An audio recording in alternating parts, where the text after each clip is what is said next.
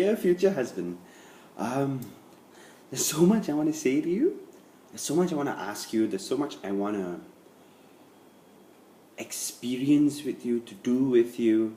So this video series, a little love letters to you, um, to the life we will one day have, to the possibilities of what we could have, and I just want to start the conversations that I want to have with you. So, no matter where you are in the world, because I really don't know where you are.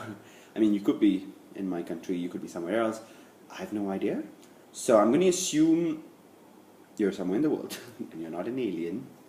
Although that would be pretty cool. But yeah, so no matter where you are in the world, you would have realized that Donald Trump just became president-elect, soon to be president of the US of the A.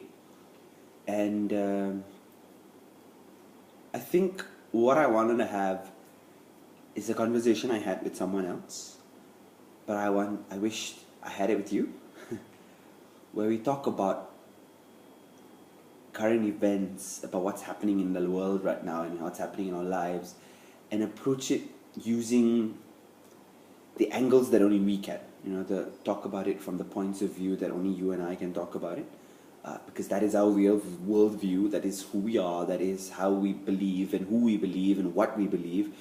And I wanted to have that conversation with you because I remember I was working the day that the election was happening, and it was a very stressful day because of the election. Even though logically I don't live in that country, logically it shouldn't affect me, but I guess my natural empathy is so strong that I could feel the worries of all the minority groups over there, because I relate to it to a certain extent, being a minority to a certain extent. And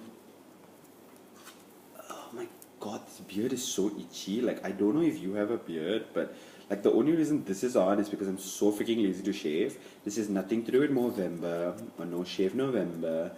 It's just after a while, right, it gets so anyways. It affected me to a point that I remember seeing the results. Like, I literally took Wi-Fi code and was during my break. I'm like, I'm checking it out and I'm trying to find out, what's happening. Is Hillary winning? Please let Hillary be winning. Because I was just thinking about, the representation she would give as the first female president, to my sister, to my cousins, to my future daughters, to our future daughters. But, for me it was just that. And then when I saw how he was leading, and I still hadn't given up hope, although my sister was already by then WhatsApping me and freaking out and like, oh my god, he's winning, how is this possible, all that.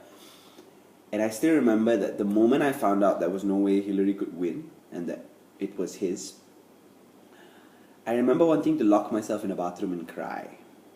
That was what I felt. I felt disappointment. I feel it now, I can feel it welling up immediately. I felt sadness.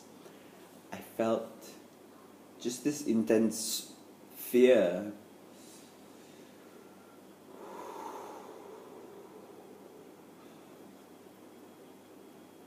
That a man who could spew such hate,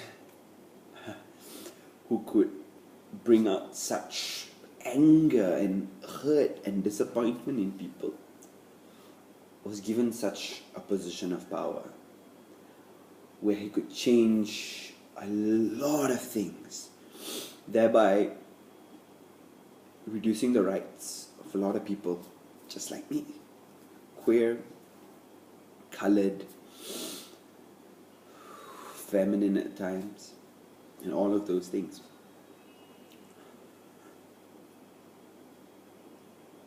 I wished I had this conversation with you, which is why I'm having it with you now, ish. Because I would have loved to hear what you think about it, how you felt about it, how you experienced it, and to have been there for one another. If we were sad, we would have been sad together. If we were going to be working through it, we would have worked through it together. And so for me, a lot of people would say, his election has got nothing to do with you. You don't even live in that country. And I get that.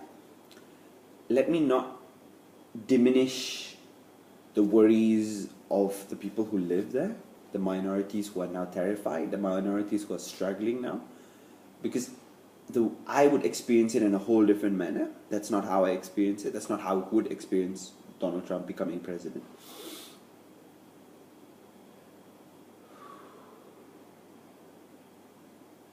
But I somehow went through it on my own. I read some great articles that night. I cried it all out. I mean, there's still some there, but I think that's because my natural empathy is so strong. It's my natural resonance to empathize, to feel the pain, you know. I'll talk about that in another letter to you. But what I'm trying to say is that I want to know what you believe in, you know. I want to know who you stand for. I want to know how you go through hard times. Like for me, how this went through, I read some great articles, I let it all out, and I saw the good in it. There's not a lot, but I saw the good in the fact that, you know, with so much darkness around us, with so much hate around us, with so much fear around us, there's still space for love. Our love. The loves of so many people who have come. Pun not intended. The loves of so many people yet to come. Just love and light and hope and possibility. And if I was having this conversation with you, I know eventually the conversation will come back to us dreaming again. Dreaming possibility, dreaming hope, dreaming difference, dreaming all of those things. So I look forward to sending you my next letter. Love, hugs. I can't wait to meet you.